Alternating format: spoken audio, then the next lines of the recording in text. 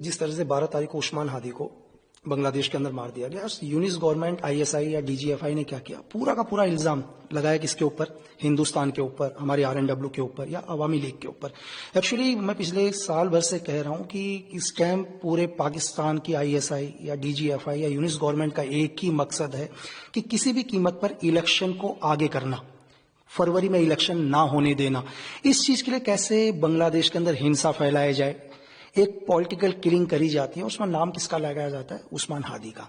तो मैंने अपने एक वीडियो के माध्यम से या एक ऑडियो मुझे रिवील करनी पड़ी कि पूरी बांग्लादेश की जनता जिस उस्मान हादी का हत्या का आरोप हिंदुस्तान के ऊपर लगा रहा है वो आईएसआई के इशारे पर हुई है, यूनिस गवर्नमेंट ने उसकी हत्या कराई है ताकि बांग्लादेश के इलेक्शन को किसी भी कीमत पर आगे कराया जा सके। सर, और वहीं अगर हम देखें तो 2 सस्पेक्ट जो है इस मामले में वो मेघालय के थ्रू इंडिया में आए हैं, ऐसा सस्पेक्ट है। अच्छा, नहीं, ये तो यूनिस गवर्नमेंट बोल रही है ना सर। अच्छा, जब तक वो बांग्लादेश के अंदर थे, मैं यूनिस गवर्नमेंट से ये पूछ रहा हूँ, आईएसआई से पूछता हूँ, डीजीएफआई से पूछता हूँ कि चलो आपको ये पता चल गया कि मेघालय के थ्रू हिंदुस्तान में आए, जब तक वो बांग्लादेश के अंदर थे आपने उन्हें क्यों नहीं अरेस्ट किया?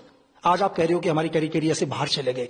तो मैं आपको ये बताऊं कि मैं आपसे कह रहा हूं कि उस्मान हादी की हत्या आईएसआई के इशारे में करी गई है और इस हत्या को करने के बाद आईएसआई के सेफ पर हैं वो लोग। और मैं यहां तक भी बोल रहा हूं कि हत्या करने वाले कोई कॉन्ट्रैक्ट किलर नहीं होंगे, चाहे इन फ्यूचर के अंदर बांग्लादेश की गवर्नमेंट, यूनिस गवर्नमेंट एक प्रेशर के तहत किसी को भी लेके आ जाती है तो एक्चुअल में वो लोग नहीं होंगे। हत्या करने वाले कौन है? खुद आईएसआई के एजेंट। सर, आपको थ्रेट जो आ रहा है वो कौन लोग दे रहे हैं, किसके थ्रू? नहीं सर, जो देखो थ्रेड तो हमारे को पिछले साल भर, 2 साल 3 साल से लगातार आते हैं, हजारों मेल आ गए, मेल भी हमने देखने बंद कर दिए, तो इन थ्रेटों से कोई फर्क नहीं पड़ता है ना। देखो, एक सोल्जर है, एक स्पाई है, तो थ्रेड तो आएंगे ही।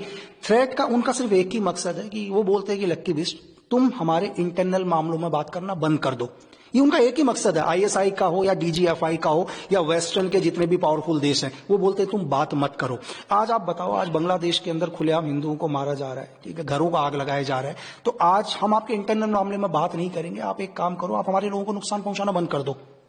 तो जो थ्रेट की बात है, वो थ्रेट की बात भी हमने क्यों बोली, उसके पीछे रीजन ये है कि आज पाकिस्तान बोलता है कि दुनिया में पावरफुल है, ऑपरेशन सिंदूर में उसने हिंदुस्तान के साथ फाइट किया, जो दुनिया में एक भ्रम फैलाने की कोशिश करता है। आपने 2 दिन पहले देखा होगा कि इंग्लैंड के अंदर पाकिस्तान एम्बेसी के बाहर कुछ एक लोग ने धरना प्रदर्शन किया, उसमें एक औरत ने सिर्फ एक नारा लगाया कि जिस तरह जियाउल हक को एक प्लेन क्रैश में मार दिया, आने वाले टाइम के अंदर आशिम मुनीर को भी इसी तरीके से किसी कार धमाके में मार देंगे।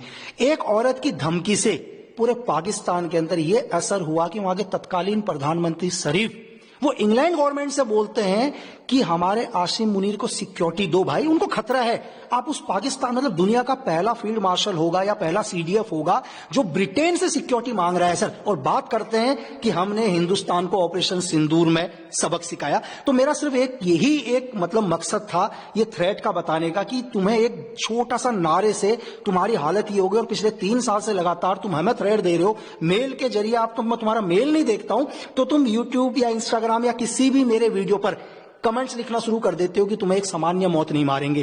तो ये थ्रेट बताने का सिर्फ ये था कि हमें कोई फर्क नहीं पड़ता यार आपके हजारों थ्रेट से भी। बिल्कुल, अभी उनके डिप्टी पीएम या विदेश मंत्री इशाक डार ने भी बोला, उनकी मजबूरी हो गई सर बोलनी, ताकि वो दुनिया को ये दिखा रहे हैं, उनको पता है कि हिंदुस्तान, आप अगर इस बार इंडिया ने रिएक्शन लिया तो इस बार इंडिया नहीं रुकेगा सर। आज से पहले वो लोग बोल रहे थे कि यार उनका कुछ भी नहीं हुआ, और अब बोलते हैं कि महज 36 घंटे के अंदर 80 ड्रोन मार दिए, हमारे नूर एयरबेस को नुकसान हुआ। आज क्यों पाकिस्तान उसको बता रहा है सर? पाकिस्तान ये जता रहा है, अपनी जनता को दिखाना चाहता है, अपनी आवाम को दिखाना चाहता है कि हिंदुस्तान दोबारा कोई बड़ा एक्शन ना ले सर।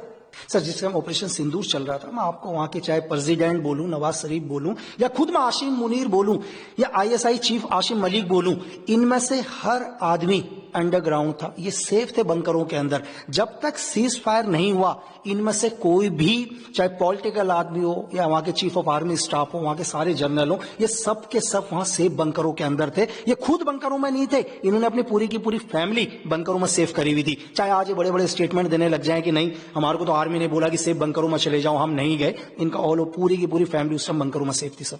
सर देखिए, उस टाइम के जो भी हमारे देश के chief of army staff general J Singh sir रहे, या उस टाइम की जो यूपीए गवर्नमेंट रही, इनके बीच में क्या वार्तालाप हुई ये तो मुझे नहीं पता, लेकिन अगर देश के जनरल बोल रहे हैं तो कहीं ना कहीं इसके पीछे कोई तथ्य उनके पास होंगे सर।